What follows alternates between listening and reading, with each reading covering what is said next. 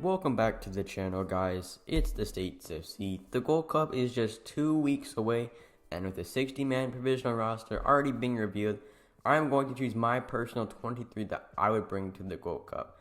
So I'm going to go position by position and break it down which guys must and should be called up. So anyway, let's get into it. So in goal, we have 5 names to choose from the provisional. You have Brad Guzan, Bill Hamid, Sean Johnson, Tim Mela, and Matt Turner. And I think the 3 everyone to choose are pretty obvious: Bill Hamid, Sean Johnson, and Matt Turner. Matt Turner is probably going to be the number 1 in this tournament. Sean Johnson and Bill Hamid fighting for that number 2 spot, potentially to get a game maybe against a Haiti or Martinique. But Brad Guzan and Tim Mela are just much older, not really at the same level. All 3 of these guys are pretty good shot stoppers, not necessarily the best with their feet, but can definitely make some really good saves and make their case for that number 3 on the U.S. men's national team depth chart. So fullbacks, and this is really where the debate begins. We have 10 guys to choose from the provisional roster. We have George Bello, Chase Gasper, Jonathan Gomez, Kevin Paredes, Sam Vines, Reggie Cannon, Kyle Duncan, Aaron Herrera, Shaq Moore, and Julian Araujo. I would choose 4 fullbacks from this roster. My 2 left backs are George Bello and Jonathan Gomez. George Bello has been pretty good for Atlanta United the past year and a half, has got a good motor, decent in the tackle, and get forward and provide something in the attack. Something which I think suits Greg Berhalter's system really well. And then my other left back is Jonathan Gomez, being recruited by Elstree right now. Super high ceiling left back player, only 17 years old. So if we can use the term to cap tie him, maybe give him a few minutes here and there against Haiti or Martinique, I think that'd be really good. Sam Vines, we know what he's about.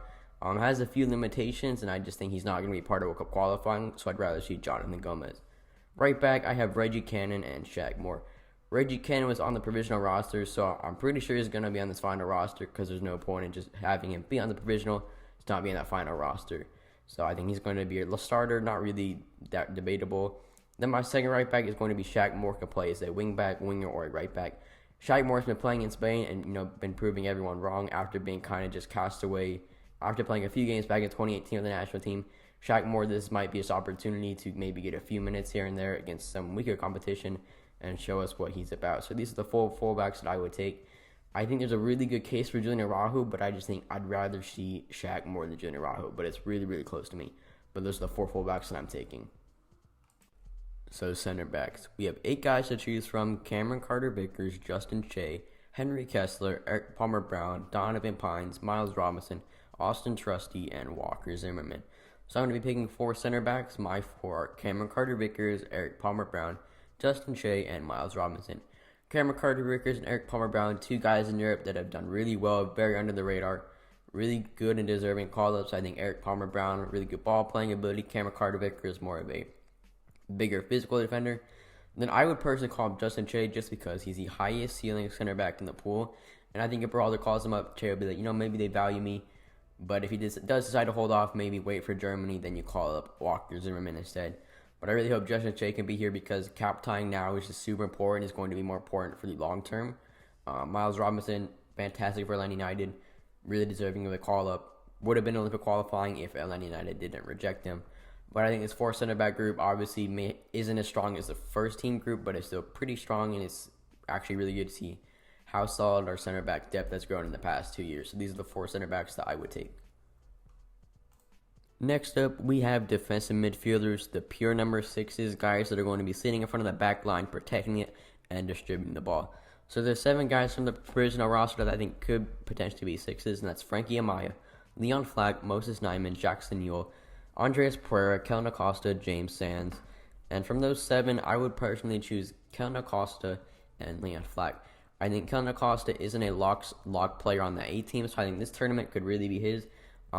The problem with Kelvin Acosta so far in his national team career is he's just so inconsistent. Because some games he's like, he's pretty decent. Other games he's like, why is he here? So I think Kelvin Acosta, this is really his really big opportunity. I don't know if he necessarily start in this tournament, but my other guy, like I mentioned, is Leon Flack. I think Leon Flack is absolutely phenomenal. Came back from Germany, really smart move to get game time. I think Leon Flack really wants to be in this Gold Cup. He said that verbally multiple times. Leon Flack, left-footed, covers so much ground, is really solid in the tackle, kind of a destroyer number 6, and he's got a fantastic passing range. Left-footed, can play the ball long, can play it short, and this is really, really consistent. So I think Leon Flack and Kelvin Acosta battling for that second CDM for World Cup qualifying would be really huge, and I like both of these guys to be on this Gold Cup roster. So center mid, the box-to-box dual eights. Now this is probably the most controversial picks on this entire list. We have 12 guys to choose from the provisional roster. You have Cole Bassett, Gianluca Buzio, Caden Clark, Julian Green, Sebastian Lletget, Paxton Pomykal, Memo Rodriguez, Johnny Cardoso, Christian Roldan, Hassani Dotson, Tanner Tessman, and Eric Williamson. I'm personally going to be choosing 5 central midfielders. I think this is a super strong and well-rounded midfielder group. You have Gianluca Buzio, been one of the best midfielders in MLS so far this season. Super technical, really high ceiling, really want to see him with the national team. Very well deserved call-up. Caden Clark, another really high ceiling player, super talented, super technical, really has that nab per goal. He does have appendicitis, so there's a big chance he may not be on this final roster. And if Caden Clark were to not be here, I would probably call up Christian Roldan over Johnny Cardoso just because I didn't want Johnny Cardoso to stay in Brazil. Julian Green going to be playing in the Bundesliga next season. It was fantastic for Perth this season. So getting him in the national team, getting his opportunity after a few years, really good to see. I think he's going to do really good things in the Gold Cup. My next pick is going to be Paxton Pomykal. I know this might be really unpopular, but I think Paxton Pomykal is still one of the most well-rounded midfielders in MLS. He's been played as a winger this season, not as a midfielder. Just 2 years ago, everyone was saying, oh, he's the next big thing. But unfortunately, those injuries and lack of game time has just kind of, prevented him from making the next step. So I want to see him use his Gold Cup, to really show what he can do because I still think he's really, really talented. Last up, I have Eric Williamson. Super strong, fantastic in MLS, covers lots of ground. Super technical, don't really know why he wasn't in Olympic qualifying. But I think this is a super well-deserved call-up. I think last thing I want to mention is, one, I didn't call up Sebastian Lletget because Sebastian Lletget is going to be a lock for qualifying. So making sure he's just resting up with the Galaxy, playing consistently. But yeah, because World Cup qualifying is going to be super tough, so just kind of resting him up before he gets all those game time and all those minutes. So overall, I think this is a super strong central midfielder group, very well balanced, guys that can play out wide if needed to, guys can play multiple positions, can work hard, are super technical, aren't going to make as many errors as we have in the past. So those are the 5 central midfielders that I would go with. So next up, I have wingers. I have about 8 guys to choose from. You have Paul Arriola, Corey Baird, Cade Cowell, Chris Mueller, Jeremy Mbobese, Jonathan Lewis, Georgi Mihailovic, and Robbie Robinson. Just kind of a really weird winger group, but I'm only going to go with 2 out-and-out wingers. It's going to be Cade Cowell and Chris Mueller. I think Cade Cowell has been pretty good so far in MLS this season. Really has that, X factor in that final third. Has a turn of pace, can beat a defender pretty quickly. Also, very good pass to the ball. Chris Mueller has been, super consistent. We saw what he can do against El Salvador. So I want to see him back with the national team, see what he can do. I only chose 2 wingers because I think there's other guys in other positions that are capable of playing winger when needed to. Caden Clark, Julian Green, Paxton Pomykal, and a couple of the strikers I'm going to name next can play winger. And Greg Berhalter's talked about using some of those guys that play striker as wingers, which is really weird. But anyway, that's my reason for only having 2 out-and-out wingers. So striker, this is a really mixed group of guys. You have Josie Altidore, Daryl Dike, Jesus Ferreira, Nicholas Jawakini, Matthew Hoppe, Rubio Rubin, Ricardo Pepi, Mason Toy, and Giassi Zardes. I'm going to choose 3 guys, and those 3 guys are going to be Matthew Hoppe, Daryl Dike, and Rubio Rubin.